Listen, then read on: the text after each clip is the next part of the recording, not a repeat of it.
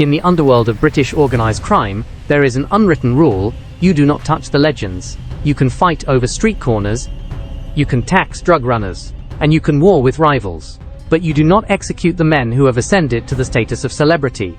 But on a warm July evening in 2015, in the quiet suburbs of Sulford, that rule was not just broken, it was shattered by a hail of 9mm bullets fired from an Uzi submachine gun. The victim was Paul Massey. The media called him Mr. Big. He was a man who had ruled the Manchester underworld for decades, a man who acted as a mediator, a grandfather, and a figure so entrenched in the city's folklore that he seemed untouchable. The man who pulled the trigger was a cold, calculating assassin known as the Iceman. For 3 years, it seemed like the perfect murder, a professional hit, carried out with military precision, leaving no DNA, no witnesses, and no trace. The police were baffled. The underworld was silent. But the killer had made one fatal error. It was not a mistake at the crime scene. It was not a loose tongue in a pub. It was not a snitch. The mistake that brought down one of the UK's most dangerous hitmen was a fitness gadget. A simple, plastic watch on his wrist that was silently recording his every move. He thought he was tracking his heart rate. In reality, he was drawing a digital map that led the police straight to his door. This is the story of a brutal turf war, an executed kingpin, and the stupidity of a modern hitman who let a GPS satellite solve a murder. Welcome to the fall of the Iceman. To understand why this murder shook the foundations of British organised crime, you have to understand the city of Salford. It sits just across the river from Manchester, but in the criminal world, it is an island unto itself. It is a place of fierce loyalty, generational violence and silence.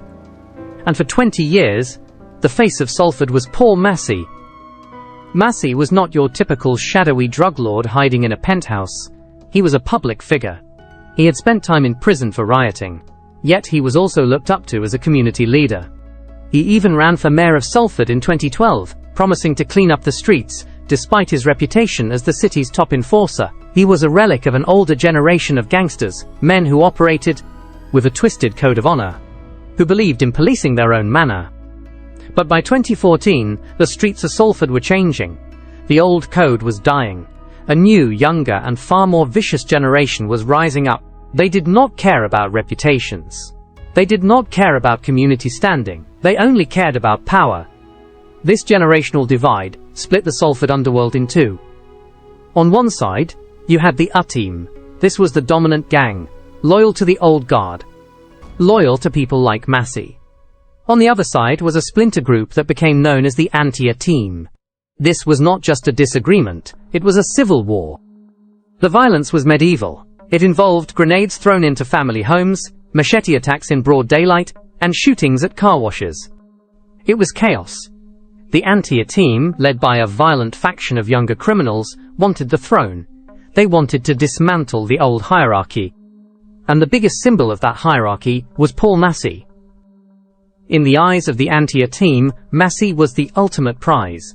Taking him out would not just be a murder, it would be a declaration of conquest. It would signal the end of the old guard and the rise of the new savages. But to kill a man like Massie required a specialist. You could not just send a kid on a bike. You needed a phantom. Enter Mark Fellows. They called him the Iceman. Outwardly, Fellows looked like nobody.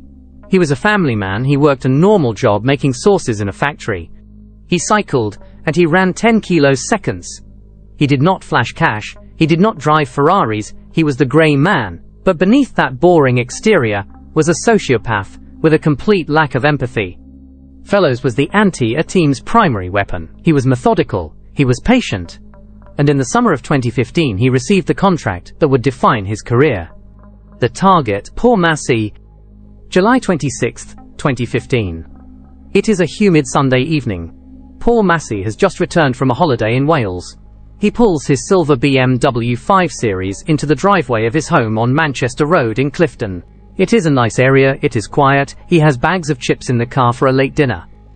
He steps out of the vehicle, unsuspecting. He is 55 years old. He feels safe in his own home. But watching from across the street, hidden in the shadows of a churchyard, is Mark Fellows. He is dressed in combat gear. His face is covered. And in his hands, he holds an Uzi submachine gun, a weapon of war capable of firing 600 rounds a minute, Fellows does not hesitate. He steps out of the shadows and opens fire. The sound is deafening. Tear through the air, ripping into the BMW and the brickwork of the house. Massie is hit immediately. He dives behind a bin, desperately trying to take cover, pulling out his phone to call for help. The transcript of that 999 call is harrowing. Massie, the hardman of Sulford, is reduced to a dying victim, telling the operator, "I have been shot, hurry up." But Fellows is not done. He is a professional. He walks calmly up the driveway, standing over the wounded kingpin. He does not say a word. He pulls the trigger again, firing a final volley at point-blank range. Paul Massey is hit a total of 5 times. One of the bullets pierces his heart. He dies on his own driveway, surrounded by spilled groceries and shattered glass. By the time the police sirens pierce the evening air, the gunman has vanished. Fellows slipped away through the churchyard, through the woods, and into the night. He left no shell casings that could be fingerprinted. He left no DNA. He had worn a mask, gloves, and tactical gear. In the days that followed, Sulford held its breath. The king was dead. The funeral was fit for a head of state. A white carriage drawn by white horses, a pipe band, and hundreds of mourners lining the streets. But among the tears there was rage. The police team wanted blood.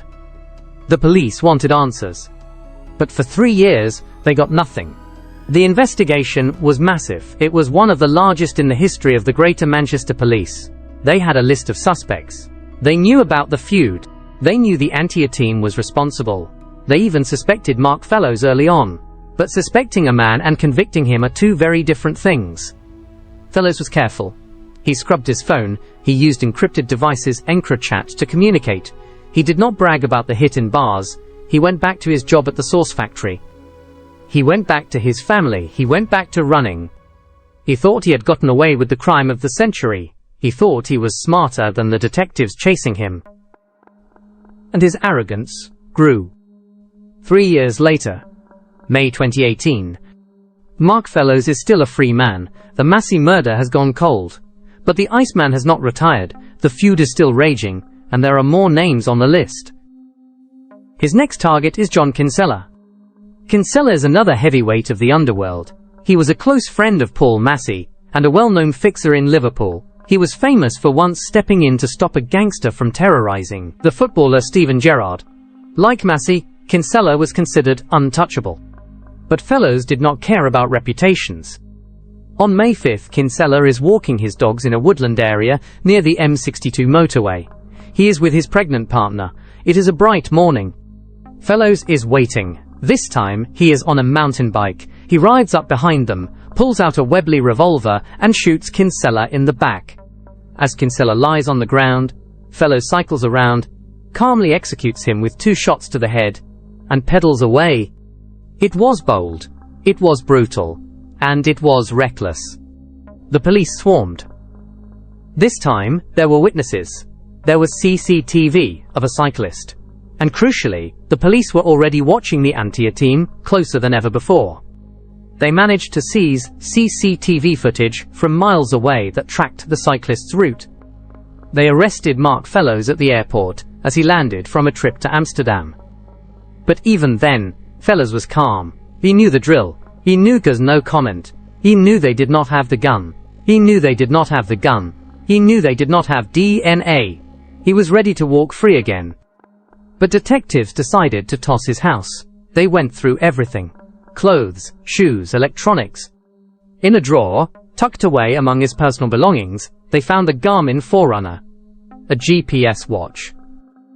Now, for most people, a Garmin watch is just a tool to track your 5K time or count your calories. It logs your location, your speed, and your elevation, and uploads it to the cloud, so you can see your route on a map. Mark Fellows was an avid runner. He used the watch religiously. Detectives handed the device to their digital forensics team. They did not expect much.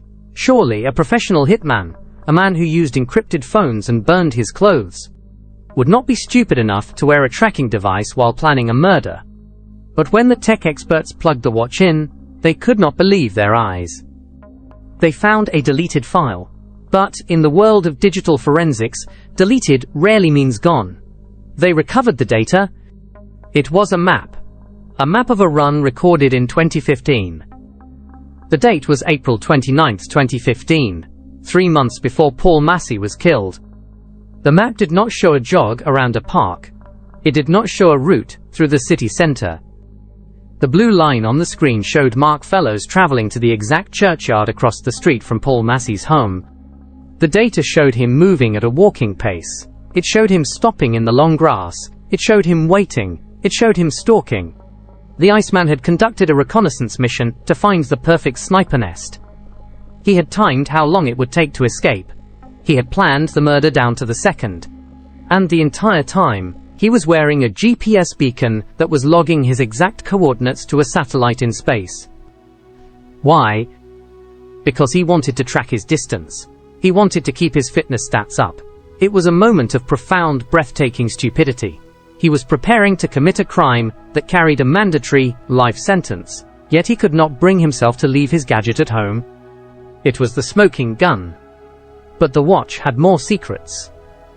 When police analyzed the data for the 2018 murder of John Kinsella, they found another run. This one was recorded just moments after the murder. The GPS trace showed Fellows cycling away from the crime scene, moving at high speed, taking the exact escape route that police had theorized the killer used. He had literally drawn a line from the body to his own hideout. It was over. The untouchable hitman, the ghost who terrified the northwest of England, had been caught because he treated a gangland execution like a Strava segment. The trial was a spectacle. Mark Fellows stood in the dock, impassive, cold. He wore a suit and tie, looking every bit the grey man he had tried to be. But the evidence was overwhelming. The prosecution did not need a confession. They did not need the gun. They simply projected the maps onto the screens in the courtroom. They showed the jury the blue line of the Garmin watch.